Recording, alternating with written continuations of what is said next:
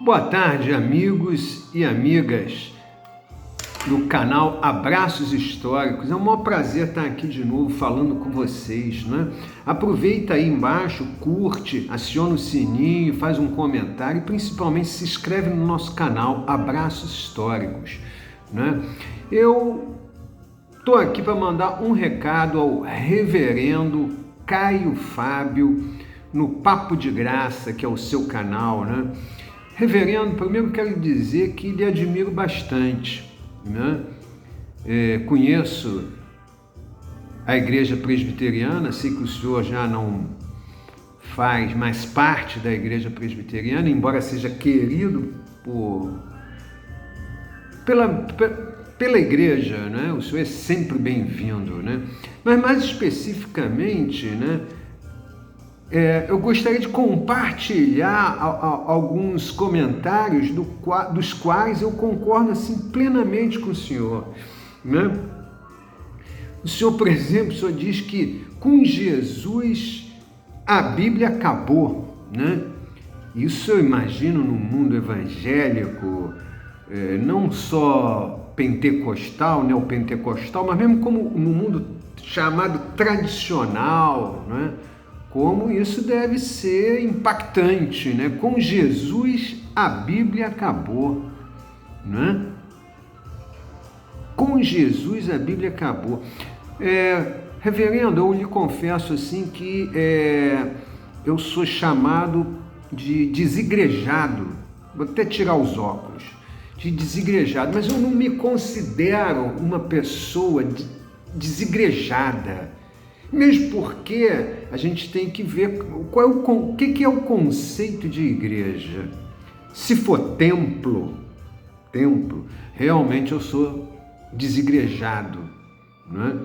Mas igreja para mim sou eu, né? Igreja para mim são minhas atitudes, meus pensamentos, meu comportamento, a maneira como eu me relaciono com as pessoas, não é, reverendo?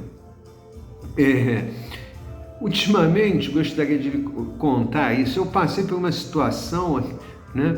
Uma determinada mulher aí, né, através de uma rede social, Facebook, acabamos nos conhecendo e fomos parar no WhatsApp conversando, né? Eu sou um homem separado, livre, desimpedido, e ela também, ela é uma mulher de 47 anos e ela quer se casar, reverendo, né? Quer se casar. E as razões que a levam a procurar um casamento, e um homem, obviamente, é que ela quer se ordenar, né? A denominação dela, apesar de ser tradicional, permite que isso aconteça, porque é uma denominação tradicional, mas que é diferente da presbiteriana, é descentralizada em associações. E essas associações aglutinam igrejas, e algumas dessas associações que aglutinam diversas igrejas, né, permitem ordenação de mulheres como pastora, só que tem que preencher alguns requisitos, e um deles é ser casada, né? E, obviamente, por aí o senhor vê que loucura, né? Ela não quer casar. Ela está procurando uma ordenação para ser pastora, né? E ela reclama que ela já está há muito tempo e não acontece nada, não conhece ninguém interessante e legal, e ela não consegue perceber que essas questões são altamente espirituais, apesar dela ter feito teologia, apesar dela ter feito um seminário, né? E ela não consegue encontrar um homem para casar, porque esse não é o seu verdadeiro objetivo, né? Eu fui obrigado a dizer isso para ela, né? Procure verdadeiramente um homem para casar, aí você vai encontrar, né? Enquanto seu objetivo fosse ordenar pastora, realmente é difícil, né?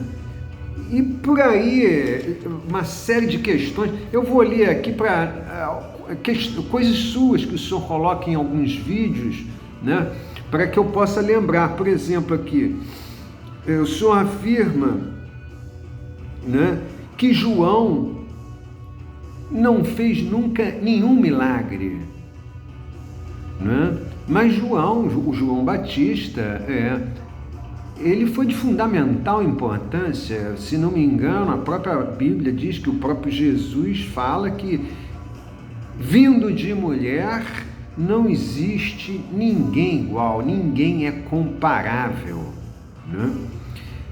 Mas eu entendo perfeitamente quando o Senhor diz que com Jesus a Bíblia terminou, né? Porque antes dele todos anunciaram, vieram para anunciar a vinda dele, para o advento da graça, né? E a graça vindo, todo o resto, não é que não faça sentido, né? Mas fica em segundo plano, né? O protagonista disso aí é Jesus, o sumo sacerdote, o sacerdote da ordem de Melquisedeque. E tem igreja aí que tem sacerdote, que loucura, né? É uma loucura, né, reverendo? Mas fazer o quê, né? Outra coisa, o senhor fala aqui, por exemplo, né, de que todos, ou quase todos os personagens bíblicos, né, ficavam longe de ser homens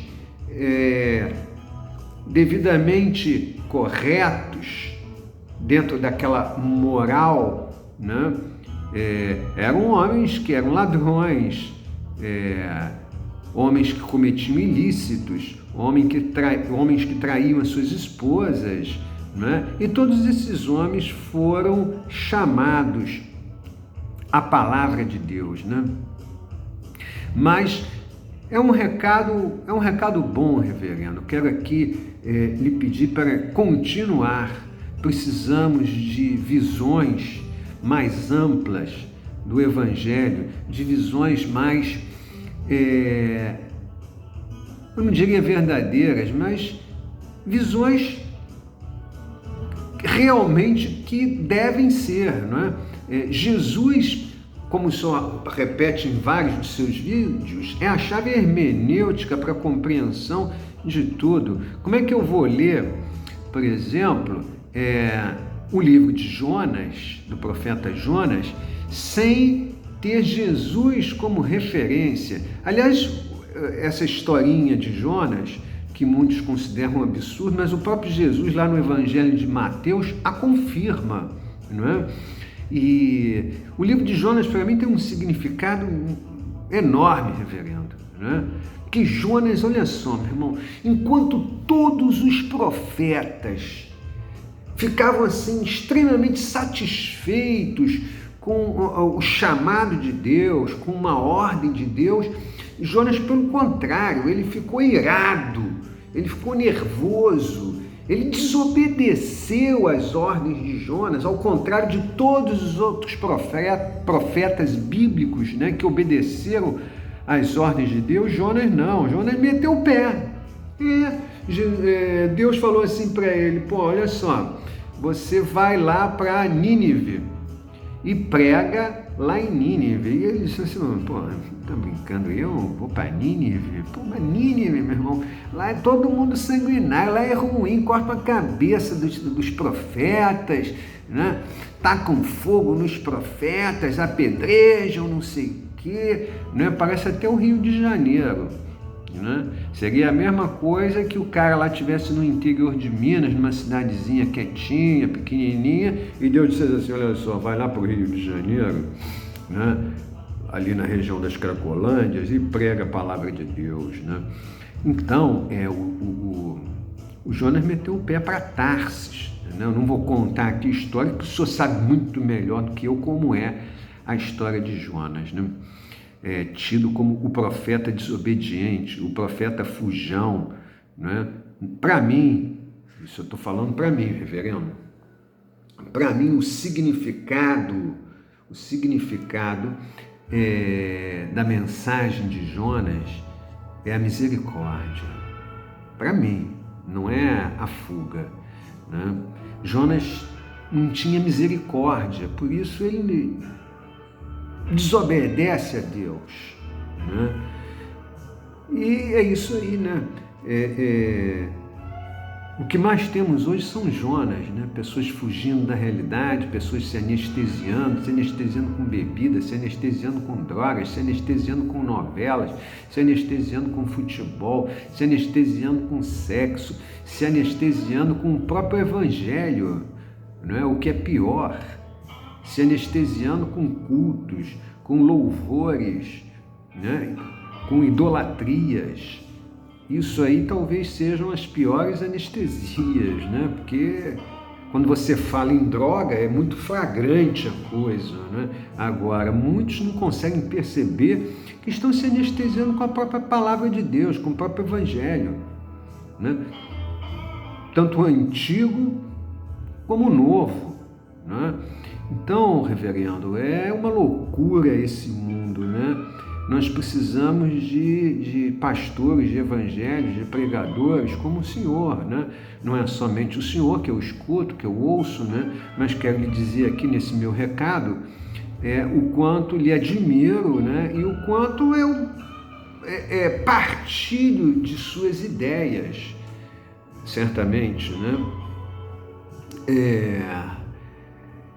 A Reforma Protestante foi, sem dúvida, um dos fatos mais importantes da história no início do século XVI. Né? Mas acontece o quê? É que no meio do caminho, no percurso desses séculos até o século XXI, né, muita coisa aconteceu, né? Muita coisa aconteceu, muitas coisas se desviaram dos verdadeiros propósitos da Reforma Protestante, né? E talvez nós precisássemos de uma nova grande reforma, né? Mas eu acho que o que nós precisamos mesmo é de Jesus, né? Se nós tivermos Jesus como guia, como guru, como muito mais que o Salvador, mas como a substância real que nos vivifica, que nos capacita a mudarmos, né? Porque eu não tenho capacidade nenhuma se eu não tiver a ajuda desse Deus supremo e absoluto, né? Onde em Jesus Cristo veio ao mundo para nos salvar, né? Para salvar a todos. Ele não veio para salvar os judeus apenas, né?